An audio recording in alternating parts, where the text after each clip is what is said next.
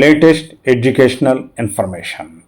UGC NET June 2026 notification విడుదలవడం జరిగింది.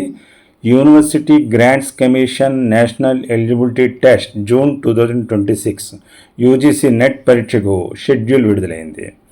Junior research fellowship award, విశ్వవిద్యాలయాల్లో అసిస్టెంట్ ప్రొఫెసర్ పోస్టులు పిహెచ్డి చేయాలన్నా ఈ పరీక్ష రాయడం తప్పనిసరి. పరీక్ష నిర్వహణను ఎన్టీఏ అంటే జాతీయ పరీక్షల మండలి నిర్వహించడం జరుగుతుంది. అర్హులైన ఆసక్తి కలిగిన అభ్యర్థులు ఎవరైనా 2026 సంవత్సరం మే 20 తేదీలోగా ఆన్లైన్ ద్వారా మాత్రమే అప్లికేషన్ సబ్మిట్ చేయవలసి ఉంటుంది. కావున అఫీషియల్ వెబ్సైట్కి లాగిన్ అయ్యి మీ అప్లికేషన్ సబ్మిట్ చేసుకోండి. దీనికి కనీస విద్యార్హత పోస్ట్ గ్రాడ్యుయేషన్లో మీరు ఎంచుకున్న సబ్జెక్టు ప్రకారం చేయవలసి ఉంటుంది. అయితే దీనికి పర్సెంటేజెస్ అన్నది రిజర్వేషన్లు అనుసరించి తీసుకోవడం జరుగుతుంది. అయితే ఇందులో గమనించవలసిన విషయం ఏంటంటే ఇప్పటి వరకు 85 సబ్జెక్టుల్లో పరీక్షలు జరుపుతున్నారు. యూజీసీ నెట్కి 85 సబ్జెక్టుల్లో పరీక్షలు జరుపుతున్నారు. ఈసారి వాటి సంఖ్య 87కి పెరిగింది. అంటే కొత్తగా 2 సబ్జెక్టులు చేర్చారు. ఆ సబ్జెక్టులు స్టాటిస్టిక్స్, ఫారెస్ట్రీ. ఇది పోస్ట్ గ్రాడ్యుయేషన్ కోర్సులో ఎవరైతే స్టాటిస్టిక్స్, ఫారెస్ట్రీ చేస్తారో వారు అర్హులు.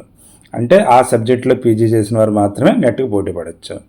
అయితే జాతీయ స్థాయిలో జరిగే ఈ పరీక్షల్లో ఉత్తీర్ణులైన వారికి అనేక అవకాశాలు ఉన్నాయి.